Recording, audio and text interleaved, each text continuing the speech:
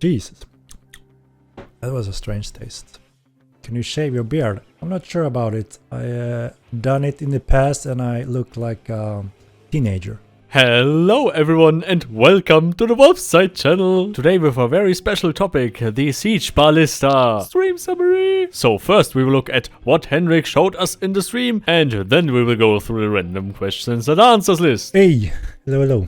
Month almost over with no patch. Indeed. We don't have any public dates, as you know. It's the important part is to make sure that we deliver when we are ready and have it under control.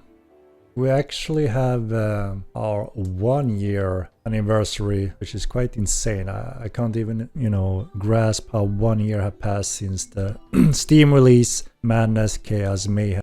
It feels like it was just around the corner, and we just, been working very hard on all those core components that are necessary to fully support large-scale battles, sieges, obviously the patch is coming now, and of course in general capacity, stability on servers to make sure that we are getting in place for the, I would say, both TC and Epic Games step or fully siege building such as a keep obviously is extremely inefficient without proper siege mechanics and the whole supply line gameplay loop in place.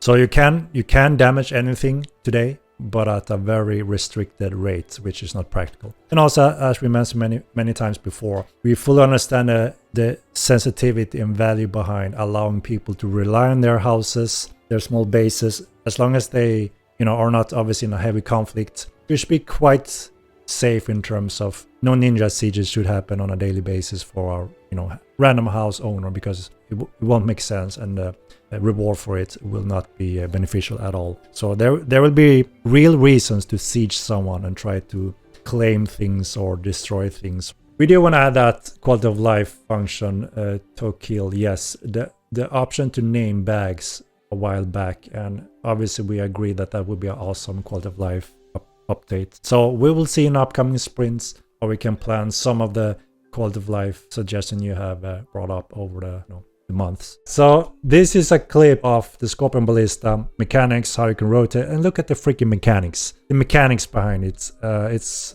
such a high realism, makes sense, there's logic. I've never seen it before in any freaking game ever, period. As you can see, it's AAA detail on it. You can see all the levels, pullings, loading, how it rotates. Like I said, this is not final animation, it's just testing the actual mechanics. So you're gonna see more suspension and refined animations and power and strength, and of course insane sound that hits on it. And this is more in first person as a test how it will feel. Obviously gonna see your legs against the levers, and obviously in first person you can move around and look. But as you can see, there's a few levels here, right? The left one that slowly moves up. It's actually a tension build up. So it slowly moves up the more you move around, and then you have to rebuild that tension. The right one is obviously when you fire, and the mid section is when you move around, up, down, left, right. So there's a really cool function behind this that actually makes sense also. Like I said before, we actually involved engineering that thought it was really fun and awesome to be helping and working with this. This would be a dream job to just sit and design mechanics behind such machineries. Yeah, ignore the motion blur. It's not motion blur, it's just how we follow the camera when we rotate it. So it's actually vibrating because it's not following one-to-one. So ignore that blurriness. It's not motion blur, and it won't be there obviously when you control it. How is it powered? So you actually wave it up kinda, so there's a tension behind it, and you see the far left lever that slowly goes up. When it slowly goes up whenever you move around because it's the tension of the spring, and then you have to pull it down to reload it. So you can move it around and then the tension stops because there's no spring tension anymore, so you have to pull that lever again to be able to keep moving. So it's actually really sophisticated, and that is, a half realistic. Some things make sense because, again, how would this move if you just sit there and pull a level? How would it realistically move? It wouldn't, right? It needs to have some electricity or power or something like that. And our solution was, something in between here, like if you imagine a suspension of a spring that is charged up, And as long as you have that energy, you can move around until there's no energy left. And that's when you need to reload it to have more power to move around. So it's actually pretty cool. And also, obviously, if you are more than one person, you can actually be more efficient utilizing the machineries, because you need to load it with a heavy-ass long bolt in the tip sections. You know, if you need to go down, jump off to load it every time, it won't be as effective. There will also be some versions of this that are multiple ones. You load a few and you can shoot them quickly, and then you have to reload them all. This one is the heavy ass bolt version that really wrecks on impact. So yeah, I hope you like the design, and you know, some of the logic behind it actually kind of makes sense, which is pretty cool to try to incorporate in these fantasy games, right? So this will be obviously very dangerous against any soft target, any pet players. Obviously very dangerous. The bolt is, you know, extremely large and powerful. Obviously take some time and reload that heavy bolt, but if you do hit a player or a creature, it will be heavy damage. It will also give quite a lot of damage towards siege machines that is mostly built in wooden structures, right? It won't be as effective as, you know, shooting on a tower to destroy the tower, obviously. So soft targets, defensive machineries, and anti-siege machineries is, I would say, its main strength. Obviously, we working around a balance in terms of, should it be a one-shot kill if it's a chest hit? It passes through like a, you know, almost 1.5 meter heavy bolt, so it makes sense. It should kill a player if it hits perfectly in the sweet spot. If it hits a limb, maybe not a one-shot kill, right?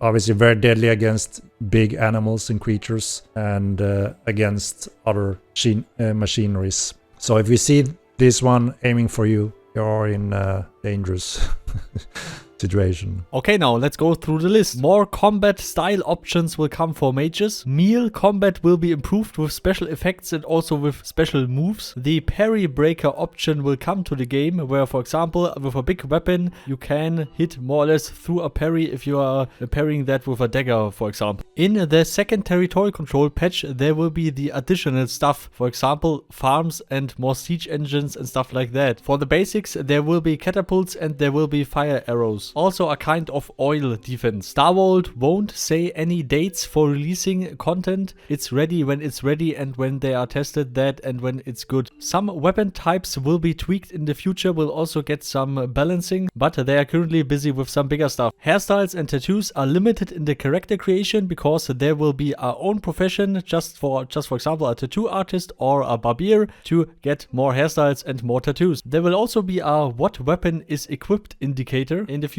and also a clade cooldown indicator. There will also be faster weapon switching and arrow equipping in the future, and that you can't have a ritual pet and a normal pet together. That is a balancing factor. He didn't said it in this particular stream, but from a few streams a few months ago, I also had the same question, and yeah, then there he answered like, yeah, for balancing reasons. Ballista will also have a mobile version, as well as, for example, the catapults and other siege machinery will also get a mobile version. Some clades and some characters with high strength will maybe have a benefit of using these machines. Wagons will come in the future. Matriculations, or how they're ever called, where you can shoot down directly at the enemy that is at your gate. Currently the strongholds have these mechanic, but the big keeps don't. But that will also come for the keeps. Henrik also said there will never be instanced dungeons. Belt lanterns that we can see in the dark while carrying our weapons, that will come someday. Hopefully in the far future. Everyone is talking about that. Everyone. Another character slot, maybe. More to the diva system and the second character slot system. Please look in the link in the description. Siege windows will not exist. There will be something like, for example, the supply lines and stuff like that. There's also a dedicated video for that. Please look in the description. Siege equipment can be stolen. The Lictor armor from the old game will also come to Mortal Online 2, and hopefully with the Lictor wings, please. Then we can ride around like the winged hussars. Luciators will also come to the game. That was also a very awesome mount for Mortal Online 1. Also the Arctic ones. Henrik also claimed ping don't matter much because they have the ping normalization system. There will also be more security zones and more lawless zones to the world. Jumping in heavy armor will maybe change a little bit. Maybe also some small tweaks in doing counter attack or defending yourself. An arena will come if you want to have more details on that. Link is in the description. There's a dedicated video for that. That the trees will have a fall animation if you cut cut them down. That is far in the future, Henrik said. Henrik thinks the population will grow over time and will grow massively. They will also work more on FPS performance. There will be taxes. For example, the keep owner and the area of influence, they can set the taxes for your house. This will lead to some heavy conflict, I guess. But that is mortal. So better be friends with the guild who owns the area where your house is in. If you have, for example, a cheaper regional mortal account, StarWorld will ban your account. They have systems to track that, and they're also working very closely with Steam. Also, guild emblems and banners will come. Haven will be free to play after the Epic game release. The lifetime sub option will come in the future. Let's hope it will be not so expensive. And the dismount mechanic will get some pretty nice looking animations. So please leave your opinion about everything in the comments for Henrik and me. And also please leave a like and subscribe. That would be awesome. And also ring the bell. Ring. So special thanks to all the supporters, of course. Carmel, Professor O, Lukario, Anonymous, The Spicy Gentleman, Slumf Gaming, Rhonus, Paarthurnax, Mip, Cologne, Bulldog, Canopo, you and all the others, of course. And never forget to Ballista hard. Party hard. And see you all next time. Goodbye.